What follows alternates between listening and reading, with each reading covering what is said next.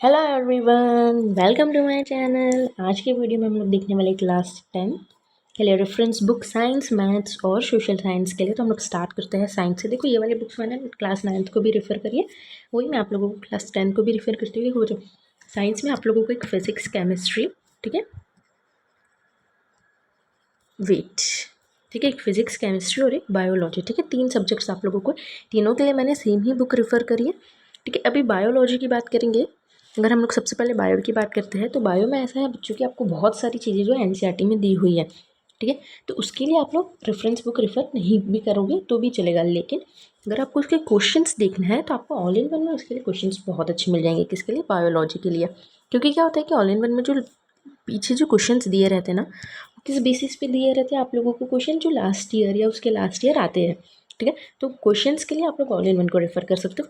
Physics और chemistry में material थोड़ा बहुत कम दिया रहता है, बहुत ज़्यादा उसमें डीप में नहीं दिया रहता है। उसके लिए आप लोग एग्जाम आइडिया या फिर एबीसी रेफ़र कर सकते हैं। अब मैंने उसके भी डिस्क्राइब करा है कि ऑल इन वन में जो है समरी दी रहती है, ठीक है बच्चों, मतलब पूरा एकदम डिटेल में नहीं दिया रहता है, समरी दी रहती है, उसमें हार्ड क्वेश्चंस दिए रहते हैं, तो वो अच्छे रहते हैं। कैसे अच्छे रहते हैं? क्योंकि जो उसमें पीछे क्वेश्चन दिया उसमें लिखा रहता है कि 2016 में आया है, ये 17 में आया है, ये बोर्ड्स में आया है, ये दिल्ली बोर्ड्स में आया है, सीबीएसई बोर्ड्स में आया है, तो उसके लिए आप लोगों को प्रैक्टिस अच्छी हो जाती है। और उसमें ना एमसीक्यूज जो दिए रहते हैं वो भी बहुत अच्छे रहते हैं। एग्जाम आइडिया की बात करेंगे, क्योंकि ऑल इन वन जो रहता है ना, वो हर साल उसका न्यू जो है वो प्रिंट करता है। एग्जाम आइडिया 1-2 साल में कभी प्रिंट करता है उसका, ठीक है। और चलता है आजकल वैसे ज़्यादा ऑल इन वन ही है। एग्जाम आइडिया आप लोग इतना नहीं भी सुन सकते हो, ठीक है। अब जो एग्जाम आइडिया है, जिनको बहुत ज़्यादा डीप में सारा टॉपिक चाहिए, किसमें? फिजिक्स, केमिस्ट्री और बायो में, ठीक है। बहुत ज़्यादा डीप में जिसको टॉपिक चाहिए उसमें बहुत ज़्यादा डीप में दिया रहता है, ठीक है। थोड़ा बहुत एक्स्ट्रा नॉलेज भी रहता है, इसमें भी क्वेश्चंस बहुत अच्छे सॉल्व करने के लिए रहते हैं, ठीक है। लेकिन ये थोड़ी सी मोटी बुक आती है अगर आप लोग इस तीनों को कवर करेंगे तो, ठीक है। और एबीसी जो रहती है उसमें सबसे ज़्यादा हार्ड रहता है, क्योंकि उसमें बहुत सारा डिटेल में भी रहता है। तो अगर आप कोई कॉम्पिटिटिव एग्जाम, एंट्रेंस एग्जाम किसी की भी तैयारी कर रहे हो,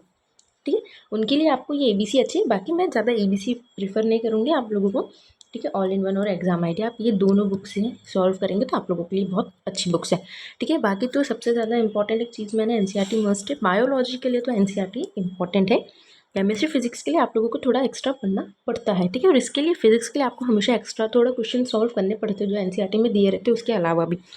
बायो का टोटल मतलब 90% जो रहता है वो एनसीईआरटी से ही आते हैं। इनका दोनों का एनसीईआरटी से भी आता है, लेकिन इसके क्वेश्चंस जो रहते हैं वो एनसीईआरटी के क्वेश्चंस अधिकतर नहीं आते, बाहर के क्वेश्चंस भी आते हैं, ठीक है। तो उनके लिए आप लोग ये बुक्स रेफर कर सकते हैं। अब हम लोग बात करेंगे मैथ्स की। तो मैथ्स में मैंने आप लोगों को ऑलरेडी बता दिया है कि मैं मैथ्स ऐसे में पढ़ाती नहीं हूँ, लेकिन अधिकतर मैथ्स के लिए बच्चे आर डी शर्मा और आर एस अग्रवाल को ही प्रीफर करते हैं। मैं इसको 90% आर डी शर्मा दूँगी, क्योंकि आर डी शर्मा सबसे अच्छी बुक है मैथ्स के लिए, बोर्ड्स के लिए, ठीक है। 9th 10th 11th 12th तीनों, 9th 10th मतलब चारों क्लासेस के लिए आर डी शर्मा सबसे बेस्ट है, ठीक है बच्चों। तो आप लोग इसके साथ, और जिसको आर डी शर्मा नहीं जमती, जिसको आर एस अग्रवाल जमती है, वो ये कर सकते हैं। वैसे तो मैं अधिकतर आर डी शर्मा को ही बोलती हूँ कि आप इससे ही सॉल्व करो, तो वो बहुत अच्छा रहता है। देखो बच्चों, मैथ्स में क्या होता है कि एनसीईआरटी में तो आपको सारी चीज़ें सॉल्व करनी पड़ती हैं, ठीक है। और एनसीईआरटी में जो इंपॉर्टेंट क्वेश्चन रहते हैं वो भी आपको सॉल्व करने पड़ते हैं, लेकिन क्या होता है थोड़ा बहुत चीज़ें अभी आप लोगों को मैथ्स जैसे एक स्टैंडर्ड होगा और एक बेसिक होगा, तो बेसिक वाले तो सिर्फ एनसीईआरटी में से पढ़ेंगे, स्टैंडर्ड वाले जो है आर डी शर्मा में से पढ़ सकते हैं, क्योंकि इसमें प्रैक्टिस आपकी अच्छी हो जाएगी, ठीक है। इसमें एमसीक्यूज भी जो रहते हैं वो अच्छे दिए रहेंगे। अब हम लोग सोशल साइंस की बात करेंगे, तो सोशल साइंस के लिए आपको कोई रेफरेंस बुक ऐसे ज़्यादा प्रीफर नहीं करेंगे आप लोग। एनसीईआरटी जो है सबसे ज़्यादा इंपॉर्टेंट एनसीईआरटी का ही रहता है, ठीक है। सोशल का पेपर ऐसे भी बाहर से आता नहीं, जैसे साइंस और मैथ्स में बहुत ज़्यादा टफ पेपर आता है, सोशल का ऐसा टफ पेपर नहीं आता, तो इसके लिए आप लोग एनसीईआरटी अच्छी है, वो कर सकते हैं। और अगर आपको क्वेश्चन सॉल्व करने, क्या होता है ना कि ऑल इन वन में जो पीछे क्वेश्चन दिए रहते हैं ना, वो बहुत अच्छे क्वेश्चन दिए रहते हैं सोशल साइंस के हिसाब से। तो आप लोग क्वेश्चंस के लिए ना लाइब्रेरी में से, या फिर आप खरीदो मत, लेकिन आप पीडीएफ रख लो, ठीक है। तो उसके जो क्वेश्चंस रहते हैं ऑल इन वन के बहुत अच्छे रहते हैं, तो आप लोग सोशल साइंस के लिए इसके क्वेश्चंस प्रेफर कर सकते हो, क्योंकि अधिकतर वैसे ही क्वेश्चन जो है एग्जाम में आते हैं, और आप लोगों को आइडिया भी लग जाता है कि मतलब ये क्वेश्चंस कैसे एग्जाम में आएंगे, ठीक है बच्चों। तो आप लोग ये सारी बुक्स कर सकते हो। अभी आपके स्टार्टिंग है सेशन, और आप लोगों को क्लास 10 बहुत अच्छे से करनी है। और अगर हम लोग बात करेंगे इंग्लिश और हिंदी की, तो बच्चे क्या करते हैं, इंग्लिश और हिंदी के लिए भी ऑल इन वन ही अधिकतर लेते हैं, क्योंकि इसमें क्वेश्चंस बहुत ज़्यादा एक्स्ट्रा दिए रहते हैं। तो आप लोग इसको कर सकते हो, खरीदना मत आप लोग, ठीक है। लाइब्रेरी में होगी, कहीं होगी, तो आप एक बार पढ़ लोगे तो आपको इसमें से बहुत अच्छा आइडिया हो जाएगा।